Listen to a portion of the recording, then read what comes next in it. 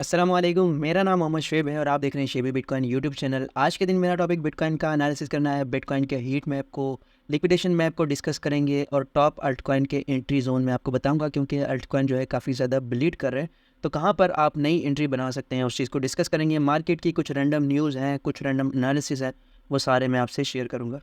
सबसे पहले यहाँ पर बीटीसी का चार्ट मेरे पास ओपन है 4 आवर के टाइम फ्रेम में, और लास्ट टाइम जब मैंने वीडियो बनाई थी तो बिटकॉइन जो है 70,400-500 के करीब ट्रेड कर रहा था, और मैंने आपसे कहा था कि यहाँ पर जो फर्स्ट इसका सपोर्ट लेवल होगा वो 68,000 के करीब होगा। यहाँ पर ये एरिया मैं मेंशन करके गया था, और एग्जैक्टली बिटकॉइन ने वहीं पर जो है एक सपोर्ट बनाई है और वहाँ से अब दोबारा बाउंस करने की कोशिश कर रहा है। और यहाँ पर एक और चीज़ मैंने आपसे शेयर की थी कि यहाँ पर स्ट्रक्चर जो है वो बीटीसी का ब्रेक हो चुका है। अब ये बुलिश स्ट्रक्चर में जो है इंटर हो चुका है, और यहाँ पर अगर हम फिबोनाची टूल को देखें तो यहाँ पर ये वाला जोन जो है फिबोनाची टूल का होल्ड हो रहा है। अगर इससे नीचे ये ब्रेक करता है तो नेक्स्ट जो जोन है हमारे पास वो 67,500 का है, और उससे नीचे फिर हमारे पास गोल्डन रेशो आएगा, जो गोल्डन रेशो जो है 66,000 के करीब है। तो मार्केट इतना ज़्यादा जो है फिलहाल डंप करती नज़र नहीं आ रही, क्योंकि आरएसआई जो है लोअर टाइम फ्रेम में ऑलरेडी जो है वो न्यूट्रल हो चुकी है, और ओवरसोल्ड थोड़ा सा मार्केट मजीद ब्लीड करेगी तो मार्केट जो है वो ओवरसोल्ड पर पहुंच जाएगी, तो यहाँ से प्राइस रिकवरी हो सकती है। ठीक है, तो ये बीटीसी की अपडेट है। यहाँ पर ये मैंने एक एरा लगाया है, यहाँ से बिटकॉइन बाउंस ले सकता है और फिर एक नया हाई बना सकता है, और ये वाला जो है लोअर हाई कंसीडर हो सकता है। या फिर अगर बिटकॉइन मजीद नीचे जाता है तो यहाँ पर इस एरिया से नीचे जो लिक्विडिटी पड़ी हुई है, लोग यहाँ पर बुलिश होकर इस एरिया को सपोर्ट एरिया समझकर यहाँ से नीचे जो है वो लिक्विडेशन रखेंगे अपनी। तो इस वजह से जो है हमें मार्केट में एक लिक्विडेशन हंट जो है यहाँ पर देख सकते हैं, और उसके बाद मार्केट अगेन रिकवरी कर सकती है। और नेक्स्ट जो है हमारे पास 70 से 73 हज़ार का एरिया है, यहाँ से ऊपर फिर बीटीसी जा सकता है। ठीक है, ये बीटीसी की अपडेट है। और उसके अलावा आज मुझसे दोबारा किसी ने ग्रुप में पूछा कि आरएसआई के हिसाब से आपने जो स्ट्रेटजी बताई थी वो दोबारा से शेयर करें। तो यहाँ पर आरएसआई का मैं इंडिकेटर यूज़ करता हूँ, सही है। और इस चार्ट को जो है हम क्लोज़ कर लेते हैं। ठीक है, इस चार्ट को क्लोज करके यहाँ पर जो है ऊपर ले जाते हैं। अब यहाँ पर देखें, ये जो है 4 आवर का टाइम फ्रेम में, और मैंने कहा है कि जब भी 4 आवर के टाइम फ्रेम में आपको नज़र आए कि आरएसआई जो है वो 30 से नीचे है, ये 30 पर है, तो आप जो है बाय करें। लेकिन लाजमी आपने रिस्क को मैनेज करना है, क्योंकि रिस्क को मैनेज करने के बगैर अगर आप ट्रेडिंग करेंगे तो कहीं भी जो है आपको अच्छा खासा लॉस हो सकता है। तो स्टार्ट करते हैं इस पॉइंट से। यहाँ पर देखें, ये वाला पॉइंट जो है हम स्टार्ट करते हैं इस जगह जब आरएसआई हमारे पास गई थी 5 पर, यानी कितना बड़ा जो है यहाँ पर सेल ऑफ हुआ था। तो इस जगह पर अगर आप देखें तो यहाँ पर 5 पर थी, $25,000 पर प्राइस थी, और उसके बाद यहाँ पर आपने जैसे बाय किया तो बाय करने के बाद आपने होल्ड करना है कब तक, जब तक आरएसआई 70 या उससे ऊपर ना चली जाए। तो यहाँ पर देखें, फिर बिटकॉइन ने 28,400 तक का मार्क लगाया। उस वक्त जो है यहाँ पर आरएसआई हमें 70 से ऊपर नज़र आई, यानी कि अगर आप देखें तो 3 से 4 हज़ार डॉलर बिटकॉइन ने पंप किया।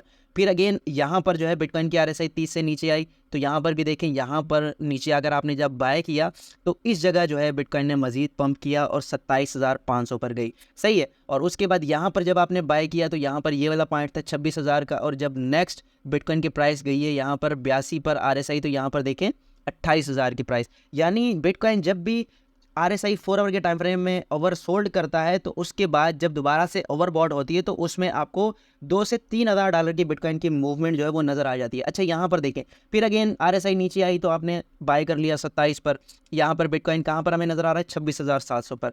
फिर दोबारा जब आपने यहाँ पर सेल किया तो यहाँ पर आपको बिटकॉइन कहाँ नज़र आ रहा है, $30,000 पर, यानी $4,000 की मूवमेंट। फिर उसके बाद ये जो पूरा जोन है इसमें आपने कुछ भी नहीं करना, अपने मार्केट को वॉच करना है और मार्केट में रिस्क नहीं लेना।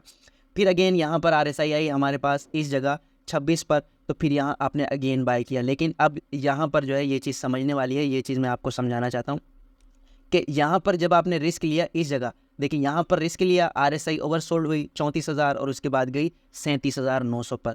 ठीक है, फिर यहाँ पर आपने इसको होल्ड किया कब तक, जब तक कि आरएसआई ओवरबॉट ना हो जाए। और यहाँ पर देखें आपने कहाँ से लिया था, यहाँ से लिया था। ठीक है, और ये वाली प्राइस से आपने लिया था इस जगह 35,000 के करीब, और फिर आरएसआई कहाँ पर हुई ओवरबॉट, 44,000 पर। ये कितना बड़ा प्रॉफिट था।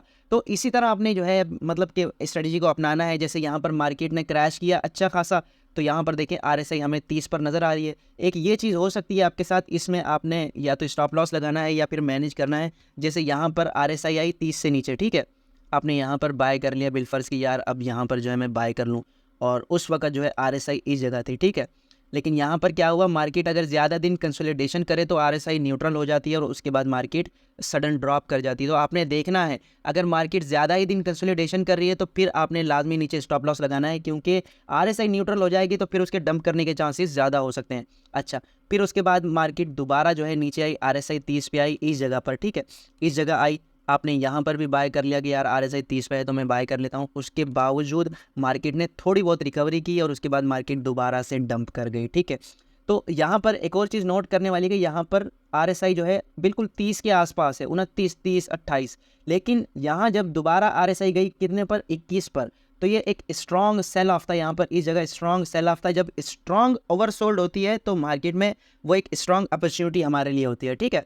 तो यहाँ पर देखें, फिर आपने यहाँ से बाय किया, यहाँ से जब आपने बाय किया 38,000 पर, तो फिर आपके पास 43,000 यानी कि $6-7,000 बिटकॉइन ने अपसाइड पर मूवमेंट दिखाई और आरएसआई आपकी दोबारा से चली गई यहाँ पर 70 पर, तो फिर यहाँ आपने सेल कर दिया, ठीक है। तो ये दोनों चीज़ें, ये रेड फ्लैग है, इसका लाजमी आपने मैनेज करना है 100%। अगर आप बस आंखें बंद करके कहेंगे कि बस मैंने अब ख़रीद लिया है, आरएसआई 30 पर है तो बस इस तरह मुझे प्रॉफिट हो जाएगा, तो ऐसा नहीं होता, ठीक है। उसके बाद ये पूरा टाइम जो है यहाँ पर बिटकॉइन पंप करता रहा और उसके बाद जो है मार्केट हमें जो है आरएसआई 30 पर नज़र नहीं आई, ठीक है। उसके बाद यहाँ पर चलते हैं, यहाँ पर अगेन, यहाँ पर तो मैंने आपको बाकायदा वीडियो बना के रिकमेंड भी किया था कि आप यहाँ पर आरएसआई 30 से नीचे हैं तो आप बाय करें। यहाँ पर एक बार आरएसआई 30 से नीचे आई और उसके बाद इसने रिकवरी की, तो ये जो है यहाँ पर हमें ऑलमोस्ट 7% का प्रॉफिट मिला। तो ये वाली जो एक बीच में लाइन होती है ना 50 की, ये भी एज अ रेजिस्टेंस कभी कभी काम करती है, तो इससे भी आपने अवेयर रहना है।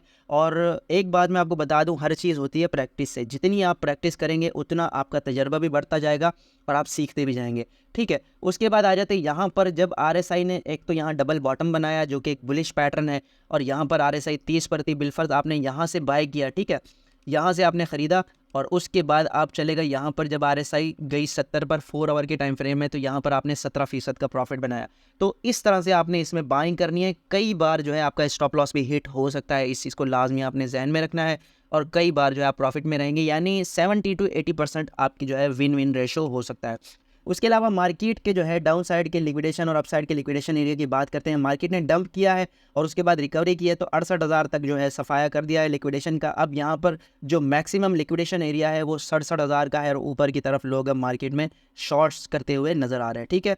और उसके अलावा ओवरऑल एक्सचेंजेस की बात करें तो डेली के टाइम फ्रेम में फिलहाल मार्केट जो है शॉर्ट ज़्यादा है मार्केट में और लॉन्ग कम है। तो यहाँ पर मोस्ट प्रोबेबली जो सिनेरियो मैं बता रहा हूँ कि यहाँ से मार्केट पंप कर सकती है, तो उस चीज़ पर आपने ध्यान रखना है, ठीक है। और उसके अलावा अली चार्ट ने ये चार्ट शेयर किया है और इसमें पिछले वीक 1 लाख बिटकॉइन वेल्स ने ख़रीदे हैं, जिनकी वर्थ जो है वो $7 अरब बनती है। तो ये जो है बुलिश है मार्केट के लिए। शॉर्ट टर्म जो ट्रेडर है वो मार्केट में पैनिक सेल करता है, और यहाँ पर देखें इस जगह पर जब बिटकॉइन आया है 60,000 के करीब, तो यहाँ से देखें सडन उन्होंने बाइंग शुरू कर दी है। तो मैंने भी आपको बाइंग का बताया था और यहाँ से बिटकॉइन का सिग्नल दिया था। 2 टोकन्स मैंने बाय करवाए थे, आर्बिट्रम और DYDX। तो जब भी मार्केट पैनिक सिचुएशन में होती है तो जो समझदार लोग होते हैं वो बाइंग करते हैं, ठीक है। और यहाँ पर डॉक्टर प्रॉफिट का कहना है कि बिटकॉइन की हाल्विंग होने वाली है और फिलहाल जो बिटकॉइन का एक पंप आता है वो जो है बिल्कुल भी नहीं आया। ये जो 70K तक हमारे पास पंप आया है ये ETF की हाइप है। तो यहाँ पर जो इसका टारगेट है 2025 का वो $1,70,000 से 2 लाख तक का है, ठीक है। और उसके अलावा यहाँ पर अली चार्ट ने बताया है कि 70,180 और 70,600 के करीब 2,92,000 वेल्स हैं जिन्होंने जो है 3,97,000 बिटकॉइन खरीद रखे हैं और होल्ड कर रखे हैं। तो इससे ऊपर अगर बिटकॉइन जाता है तो नया ऑल टाइम हाई बन सकता है, अदरवाइज जो है यहाँ पर ये लोग जो हैं बिटकॉइन सेल करेंगे और यहाँ से ऊपर जाना बिटकॉइन के लिए मुश्किल कर सकते हैं, ठीक है। अच्छा, अली चार्ट ने ये ENDA शेयर किया है ये टोकन, और इसके अकॉर्डिंग यहाँ पर ये जो ट्रायंगल बन रहा है इसके ब्रेकआउट के बाद 60 to 70% यहाँ पर प्रॉफिट रेशो बन रहा है। यहाँ पर इसने फिबोनाची टूल भी यूज़ किया है, तो इसके अकॉर्डिंग आप देख सकते हैं ये फिलहाल इसने बायबिट का चार्ट यूज़ किया है। बायबिट के ऊपर ये लिस्ट है, तो यहाँ पर आप अगर इसमें रिस्क लेना चाहें तो रिस्क ले सकते हैं स्टॉप लॉस के साथ। और उसके अलावा यहाँ पर मिस्ट्री ऑफ क्रिप्टो ने लिक्विडेशन अलर्ट शेयर किया है। $10 अरब लॉन्ग्स जो पोजीशंस हैं वो लिक्विडेट होंगी 56,000 की प्राइस पर, यानी कि अगर बिटकॉइन की प्राइस 56,000 पर आती है तो $10 अरब की लिक्विडिटी मिल जाएगी मार्केट मेकर्स को। तो इस चीज़ को भी आपने जो है लाजमी जहन में रखना है। और जैसे मैंने कहा था कि 50,000 से $51,000 की जो प्राइस है BTC की, वहाँ पर $50 अरब की लिक्विडेशन है। तो जो 56,000 का एरिया है वहाँ पर 10 अरब डॉलर की है। तो मार्केट मेकर जैसे वो किसी भी न्यूज़ को, किसी भी फंड को बुनियाद बनाकर मार्केट को क्रैश करते हैं, तो अगर मार्केट में कोई फंड आता है तो यहाँ पर 56,000 तक जाना बिटकॉइन के लिए कोई बड़ा सरप्राइज़ नहीं होगा। अच्छा, लास्ट में यहाँ पर एप्टोज़ का एक सिग्नल है, किसी ने शेयर किया है, मैंने सोचा मैं आपसे शेयर करूँ। यहाँ पर जो है एप्टोज़ ने $4 की प्राइस तक यहाँ डंप किया था, उसके बाद अब करंट इसकी $17-18 की प्राइस है और यहाँ से ये कप इन हैंडल का एक पैटर्न बना रहा है। यहाँ पर जो सपोर्ट है वो $10 की है। अगर $10 पर ये आता है तो मैं खुद भी बाय करूँगा और आप लोगों को भी बाय करना चाहिए। और इसका जो टारगेट है वो तकरीबन $100 का है टारगेट लॉन्ग टर्म में, तकरीबन 2025 तक। तो अगर यहाँ से ये वहाँ तक जाता है तो 10x का प्रॉफिट बनता है, जो कि कम नहीं है, ठीक है। अच्छा, उसके अलावा यहाँ पर जो टोकन्स हैं एआई के वो काफ़ी ज़्यादा पंप कर रहे हैं यहाँ पर, ओशन प्रोटोकॉल, एफएटी और एजीआईएक्स। तो ये तीनों जो हैं प्रोजेक्ट एक दूसरे में मर्ज होने वाले हैं और इनका एक टोकन बनने वाला है। ये मार्केट में न्यूज़ गर्दिश कर रही है, इस वजह से ये जो है अच्छा खासा पंप कर चुके हैं। तो फिलहाल तो इनमें एंट्री जोन नहीं बनता। अगर आपने एंट्री लेनी है तो फिलहाल जो मार्केट में क्रैश कर रहे हैं प्रोजेक्ट, एक तो रियून प्रोटोकॉल है। रियून प्रोटोकॉल मैं आपसे काफ़ी ज़्यादा बार शेयर कर चुका हूँ और ये एक अच्छा प्रोजेक्ट है और इसका यूज़ केस भी मैंने आपसे शेयर किया था। फ़िलहाल अगर यहाँ पर देखें तो ये एक नया, मतलब कि इस साल का नया ऑल टाइम हाई लगा चुका है और उसके बाद क्रैश किया इसने और अब यहाँ पर जो है ये कंसोलिडेशन कर रहा है। तो यहाँ पर अगर आपने इसको बाय करना है तो डेली के टाइम फ्रेम में देखते हैं, क्योंकि डेली के टाइम फ्रेम में हमें सपोर्ट और रेजिस्टेंस एक एग्जैक्ट पता लग जाती है। वैसे तो करंटली ये एक बुलिश पैटर्न बना रहा है, यहाँ पर ये शोल्डर, ये हेड और ये शोल्डर और उसके बाद इसका ब्रेकआउट होता है तो अगेन ये अपने $11 पर जा सकता है। लेकिन अगर ये इनवैलिड होता है तो फिर यहाँ पर ये वाला जोन जो है ये बाय का रहेगा। आप जो है $6 से $7 पर इसको बाय कर सकते हैं। फिलहाल ये $9 पर चल रहा है तो ये बाइंग प्राइस इसकी वैलिड नहीं लग रही मुझे, ठीक है। और उसके अलावा नियर प्रोटोकॉल अपनी इस जो रेजिस्टेंस थी उसको ब्रेक करके अच्छा खासा पंप कर चुका है। अगर आपने इसको बाय करना है तो यहाँ पर इस रेंज का इंतज़ार करें, $6 पर आप इसको बाय करके लॉन्ग टर्म के लिए भी होल्ड कर सकते हैं, ठीक है। तो ओवरऑल मार्केट फ़िलहाल जो है सेल जोन पर बैठी हुई है, मतलब कि ऐसे टॉप एरियाज़ पर है कि जहाँ पर बाइंग फ़िलहाल बनती नहीं है। तो अब वेट करें, अगर बिटकॉइन दोबारा से हमारे पास 10 to 15% क्रैश करेगा तो अगेन मैं आपसे टोकन शेयर करूँगा, जैसे मैंने आर्बिट्रम किया और DYDX किया। हालांकि ये अभी इतना ज़्यादा पंप नहीं हुए हैं, अगर आप इनमें एंट्री लेना चाहते हैं तो ले सकते हैं, ठीक है। तो ये आज की वीडियो थी, उम्मीद है कि आज की वीडियो भी आपके लिए इन्फॉर्मेटिव रही होगी। मिलते हैं अपनी नेक्स्ट वीडियो में, अल्लाह हाफिज़।